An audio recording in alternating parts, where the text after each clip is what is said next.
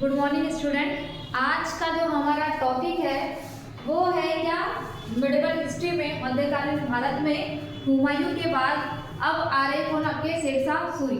ठीक है, क्योंकि हमने देखा था कि 1540 ईस्वी में जो बिलग्राम का जो युद्ध हुआ था, है ना, 1540 में जो बिलग्राम का युद्ध हुआ था जिसे कन्नौज का युद्ध भी कहा जाता है, उसमें क्या करता है, जो शेरशाह सूरी रहते हैं वो हुमायूं, क्योंकि दिल्ली की गद्दी पर कौन बैठे रहते हैं, आपके हुमायूं को उसकी गद्दी से पराजित करके या उसको अपदस्थ करके क्या करते हैं, ये दिल्ली की गद्दी पर बैठते हैं। उस टाइम पे जो राजधानी रहती है वो आगरा रहती है, और जो हुमायूं रहते हैं वो ईरान की ओर या मध्य एशिया की ओर क्या करने बैठ जाते हैं, पलायन करना स्टार्ट कर देते हैं। मतलब कुल मिला के अपनी जान बचाने के लिए वो भाग जाते हैं, है ना, युद्ध क्षेत्र से।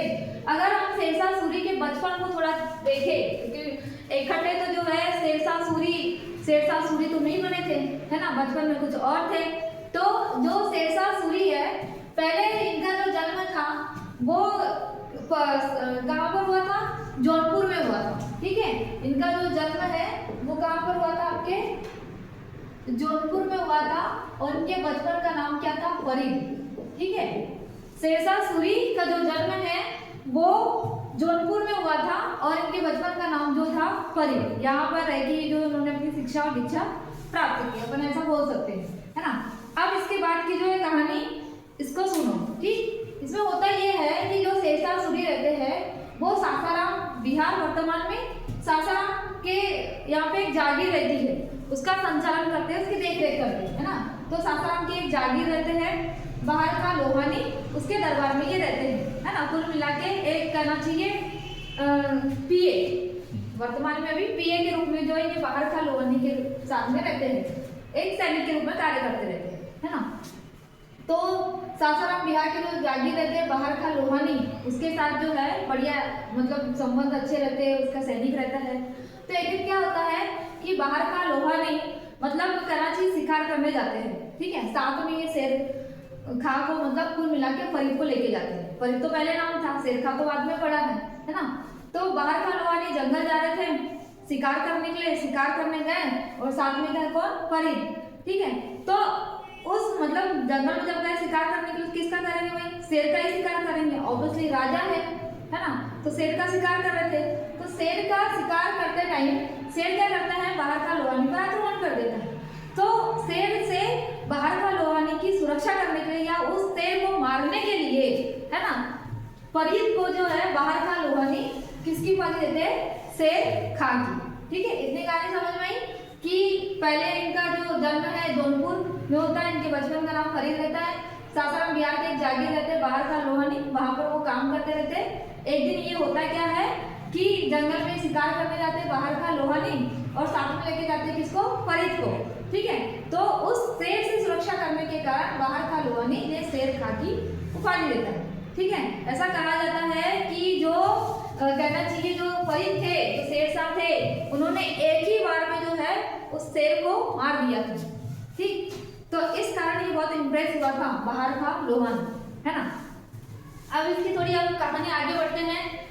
आपने देखा होगा कि जो है चुनार का प्रथम घेरा हुआ था, द्वितीय घेरा हुआ था, फिर चौसा का युद्ध हुआ था 1539 ईस्वी में, फिर 1540 में बिलग्राम कन्नौज का युद्ध हुआ था, तब जाकर जो ये दिल्ली की गद्दी पर बैठे थे, है ना। तो जैसे कि दिल्ली की गद्दी पर बैठे हैं, तो सबसे पहले ये खोखरे के विरुद्ध अभियान करते। खोखरे जो जनजाति थी वो हमने मोहम्मद गजनी के टाइम में भी पढ़े थे, है ना, जो उसके जो है कहना चाहिए 20 लाख जो दिनार था उसको लूटते हैं, है ना। फिर लास्ट में जो है वही अभियान करते हैं खोखरे के विरुद्ध। तो ये जो खोखरे थे ये पेशावर के रहने वाले थे उत्तर पश्चिम भारत में, तो इसके विरुद्ध अभियान करता है और उनको उस क्षेत्र को जीत कर जो है वहाँ शांति बनाए रहता है। अब लगातार मतलब बाद में विद्रोह ना हो, या कहना चाहिए उससे मतलब खोखरे जाति से मतलब दिल्ली की गद्दी पर या दिल्ली को सुरक्षित करने के लिए उत्तर पश्चिम सीमा पर ये रोहतासगढ़ के किले का क्या करते हैं, निर्माण करते हैं। ठीक है, रोहतासगढ़ के किले का क्या करेंगे, निर्माण करें। अब इसके बाद अब ये सोचते हैं कि मेरे को यहाँ तो पता चला कि ये अभियान था, बंगाल में जो खिजरखा रहता है वो लगातार जो है अनियंत्रण होकर कार्य करना स्टार्ट कर देते। मतलब पहले तो बंगाल इन्हीं की इसमें था, है ना, लेकिन खिजरखा क्या कर देता है, लगातार विद्रोह स्टार्ट कर देता है। तो इस विद्रोह को दबाने के लिए बंगाल अभियान करते, किसके विरुद्ध, खिजरखा के विरुद्ध। खिजरखा को अपदस्थ प्रांतपति बनाते हैं। आपको पता है कि जो बंगाल है वो बहुत बड़ा है, तो विद्रोह ना हो इसलिए जो है उसे 16 सरकारों में, किसको, बंगाल को 16 सरकार में विभाजित कर दिया जाता है। ठीक है, पूरे बंगाल को 16 सरकार में विभाजित कर दिया गया। तो ये जो सरकार है वो वर्तमान में क्या है, जिला, क्योंकि हमारे यहाँ पे जो व्यवस्था है ना, वो प्रशासनिक अगर व्यवस्था को देखे तो सबसे पहले क्या है आपका देश, फिर क्या है आपका राज्य, फिर क्या है आपके जिले, फिर तहसील, फिर विकास खंड और फिर गांव है। तो उसी प्रकार से इस पूरे बंगाल को 16 सरकार में बांट देते हैं और इसके नियंत्रणकर्ता को क्या कहा जाता है वहाँ पे, सिकदार। ठीक है, जैसे अभी होता है ना देश में नियंत्रणकर्ता, वास्तविक जो शक्ति वो प्रधानमंत्री के पास होती है और जो अपारदर्शी अगर शक्ति अगर बोले तो वो राष्ट्रपति के पास होती है। फिर स्टेट लेवल में भी वही होता है, वास्तविक शक्ति जो है सीएम के पास होती है, अगर मतलब अपारदर्शी बोला जाए तो वो गवर्नर के पास होती है ना। फिर संभागायुक्त होता है, फिर जिलायुक्त होता है, कलेक्टर साहब होते हैं, फिर तहसीलदार होते हैं, है ना। तो उस प्रकार से यहाँ पे भी नियंत्रणकर्ता को क्या कहा जाता है, सिकदार, और जिले में भी नियंत्रणकर्ता को क्या कहा जाता है, कलेक्टर, डीएम, है ना। तो सेम यही प्रोसेस होती है। फिर इसके बाद बंगाल अभियान के बाद ये मालवा अभियान करते हैं कब, 1543 ईस्वी में। ठीक है, किसके विरुद्ध, कादिर साहब, क्योंकि अब जो है शेरशाह सूरी को साम्राज्य का विस्तार करना है, वो दिल्ली तक के या यूपी या बंगाल या बिहार तक के ही सीमित रहना, उसको अपने क्षेत्र को क्या करना, लगातार विस्तार करना है। तो इस वजह से जो है वो क्या करते हैं, मालवा अभियान करते हैं, किसके विरुद्ध, कादिर शाह के विरुद्ध। इस मालवा अभियान में वो मालवा को तो जीतते हैं, साथ में जो ग्वालियर वाला जो इलाका रहता है उस क्षेत्र को भी वो जीत लेते हैं, है ना। मालवा के साथ साथ जो ग्वालियर वाला क्षेत्र रहता है उसको भी जीतते हैं और इसी टाइम पे इनको जीत लिए।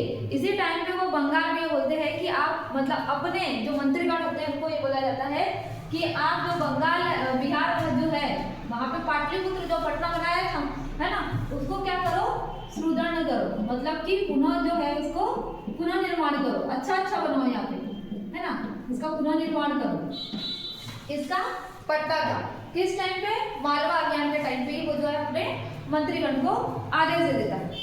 ठीक है, तो पाटना को पुनः रूप से स्थापित करने का जो श्रेय है वो किसे जाता है, आपका शेरशाह सूरी को। ठीक है, अब इसके बाद उसे मालवा मिल गया, ग्वालियर वाला क्षेत्र मिल गया। अब उसे पता चलता है कि ये रायसेन वाला क्षेत्र है, वहां पे जो राजा है वो पूरणमल है। तो रायसेन अभियान करता है कब, 1543 ईस्वी में, किसके विरुद्ध, राजा पूरणमल के विरुद्ध। अब इसकी थोड़ी कहानी सुन लो, होता क्या है ना, कि जो रायसेन के जो राजा रहते हैं पूरणमल, अब ये इसके ऊपर अटैक तो कर लेता है ना। पूरणमल को पता भी चलता है कि भाई मैं तो जीतने वाला नहीं, तो ये बोलता है कि अगर आप मुझे अपने किले से सुरक्षित रूप से अगर निकलने दोगे तो मैं आपसे संधि या समझौता कर लूंगा, ठीक है, या मैं अपना राज्य छोड़ के चले जाऊंगा। तो जो शेरशाह सूरी रहते हैं वो कुरान पर हाथ रख के कसम खाते हैं या वादा करते हैं कि मैं आपको जो है रायसेन के किले से सुरक्षित, मतलब आप ही नहीं, आपके जो सैनिक है उनको सुरक्षित रूप से निकलने दूंगा। ये वादा करता है किसमें, कुरान पर हाथ रख के। ठीक है, लेकिन जैसे ही किले से बाहर निकलते और जाते रहते हैं पूरणमल और उसकी सेना, तो ये पीछे से क्या कर देता है, अटैक कर देता है। ठीक है, अटैक करता है तो पूरणमल को मारा जाता है। लेकिन ऐसा कहा जाता है कि जो रायसेन अभियान था वो उसके चरित्र का क्या है, कलंक है। चरित्र का कलंक मतलब क्योंकि उसने वादा किया था, वादा ऐसा नहीं कि कुरान पर रख के ही मतलब कसम खाई थी कि मैं आपको जो है किले से बाहर निकलने दूंगा, है ना। और कुल मिला के अपने वादे से जो है वो मुकर गया, वादे से मुकर गया तो ऑब्वियसली इसके चरित्र का क्या हो गया, कलंक ही हो गया ना। फिर 1543 में ये होता है। फिर उसके बाद वो जोधपुर अभियान करता है, राजस्थान वाला इलाका, और ये राजस्थान के बहुत सारे क्षेत्रों को जीत भी लेता है। ठीक है, जोधपुर अभियान करता है 1544 ईस्वी में, किसके विरुद्ध, मालदेव के विरुद्ध। इसे सैमल की लड़ाई भी कहते हैं। ठीक है, अब इसकी भी थोड़ी कहानी है। होता ये है कि जो जोधपुर के जो हिंदू राजा रहते हैं, मतलब कुल मिला के राजपूत कहना चाहिए, वो मालदेव रहते हैं ना। अब ये लड़ाई तो कर लेता है, शेरशाह जो सूरी रहता है वो इसका आक्रमण करके इसको जीतता भी है। तो मालदेव ये बोलता है कि जब तक कि आप रहोगे तब तक के जो पूरा क्षेत्र है वो आपके कंट्रोल में आ जाएगा, है ना। पूरा का पूरा राजस्थान धीरे धीरे जो है वो किसके कंट्रोल में आ जाता है, आपके शेरशाह सूरी के कंट्रोल में आ जाता है। लेकिन इसी शेरशाह सूरी ने अपने ऊपर यह टिप्पणी की थी कि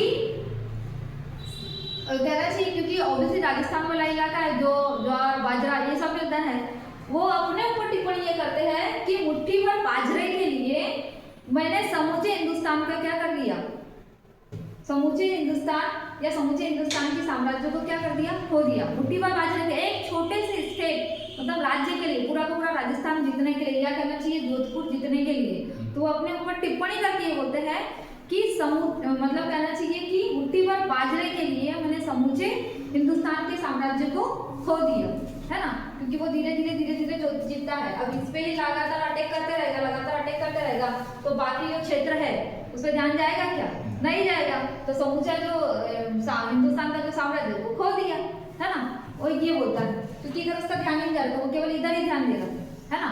अब इसके बाद लास्ट में अपने मृत्यु का जो है वो खतवा बनवा लेता है, ऐसा हम बोल सकते हैं, है ना, क्योंकि एमपी में जो है ये कालीसर अभियान करता है 1545 ईस्वी में।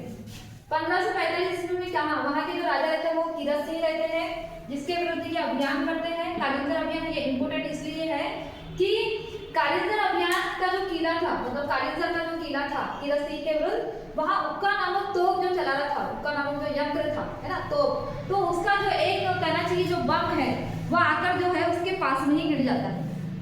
अब वहाँ गिरेगा तो ऑब्वियसली क्या हो जाएगा, ब्लास्ट होगा ना, तो उस ब्लास्ट में जो उसकी डेथ हो जाती है, किसकी, शेरशाह सूरी की।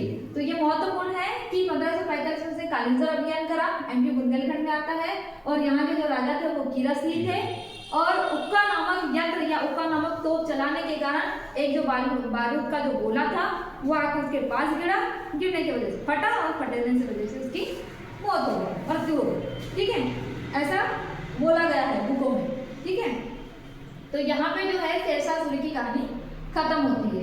कुल मिलाकर हमने ये देखा कि शेरशाह सूरी गद्दी पर तो बैठा लेकिन गद्दी का सुख नहीं भोग सका, है ना, जैसे हुमायूं भी गद्दी पर बैठा लेकिन गद्दी का सुख नहीं भोग सका, लगातार क्या कर रहा था, अभियान कर रहा था।